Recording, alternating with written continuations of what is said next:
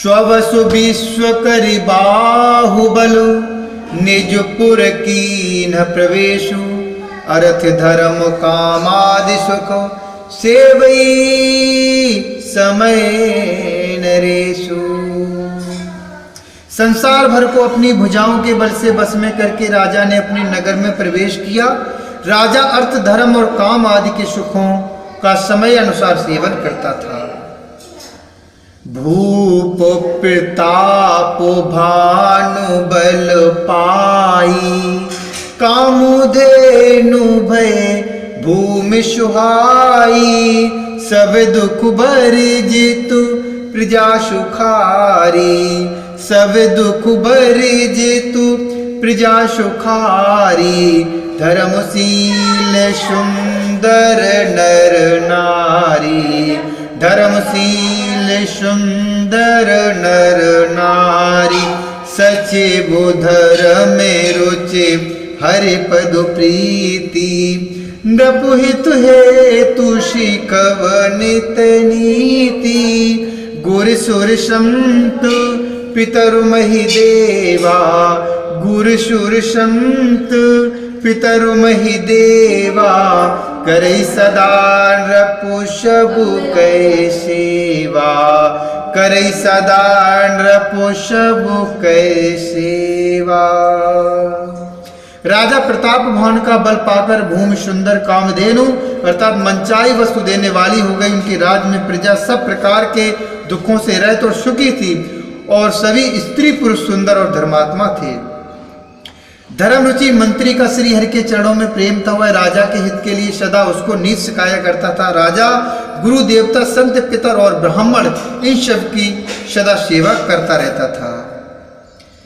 भूप धर्म जे वेदु बखाने सकल करे सा दर्श कुमाने दिन प्रतिदेई विविधु विधि दाना सुनई शास्त्र बरु वेद पुराणा नाना बापी कूपुतड़ागा सुमन बाटिका सुंदर बागा विप्र भवन सुरभवन सुहाए सब तीर्थन विचित्र बनाए सब तीर्थन विचित्र बनाए। वेदों में राजाओं के जो धर्म बताए गए हैं राजा सदा आदर पूर्वक और सुख मानकर उन सबका पालन करता था। प्रतिदिन अनेक प्रकार के दान देता और उत्तम शास्त्र वेद और पुराण सुनता था।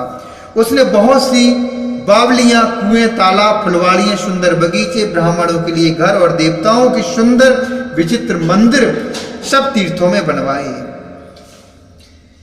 जय लग कहे पुराण श्रुत एक एक सब जाग 12 सहस्त्र शस्त्र नृप किए सहित अनुराग 12 सहस्त्र सहस्त्र नृप किए सहित अनुराग।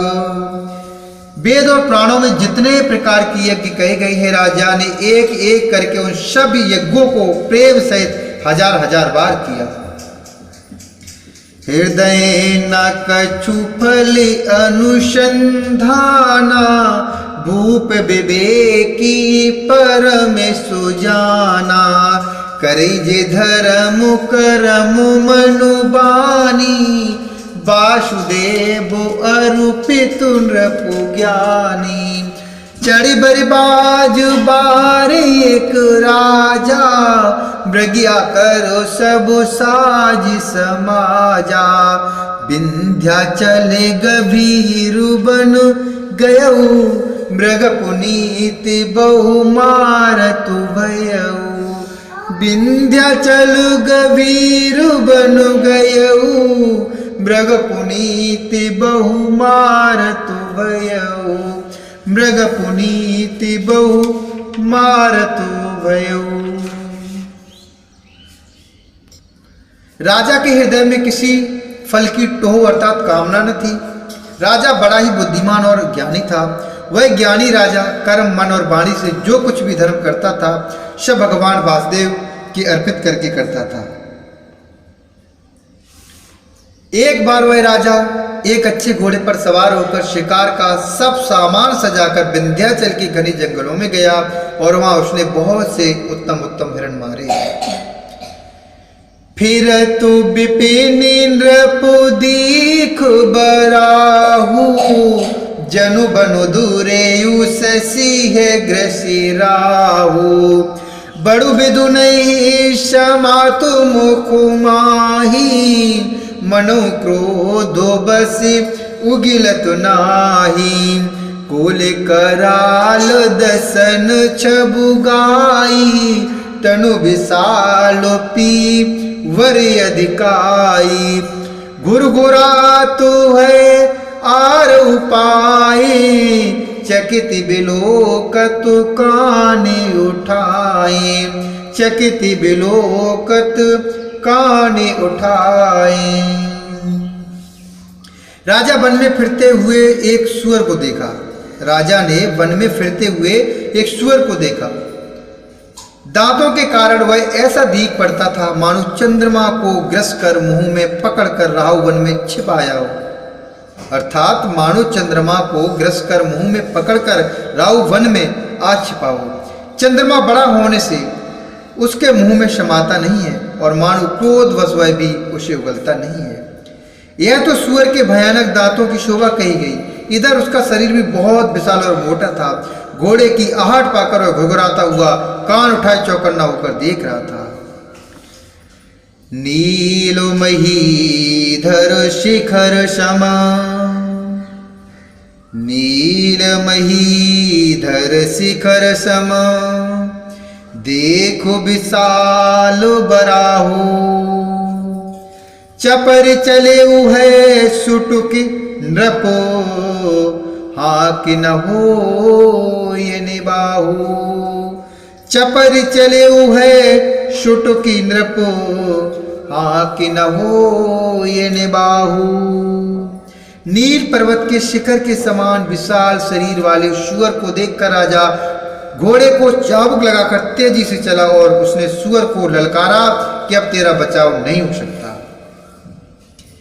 आवत देख अधिक रघुबाजी, चले बराह मरुति गति भाजी। तुरत कीन नृपु सरसंधाना, मही मिल गयौ बिलोकत बाना। तक तक तीर महिष चलावा, कर छल सुअर शरीर बचावा। प्रगटत दूर तो जाए मृगु भागा, ऋष बस भूप चले संग लागा। प्रगटत दूर तो जाए मृगु भागा, ऋष बस भूप चले संग लागा। अधिक शब्द करते हुए घोड़े को अपनी तरफ आता देखकर सुअर पवन वेग से भाग चला।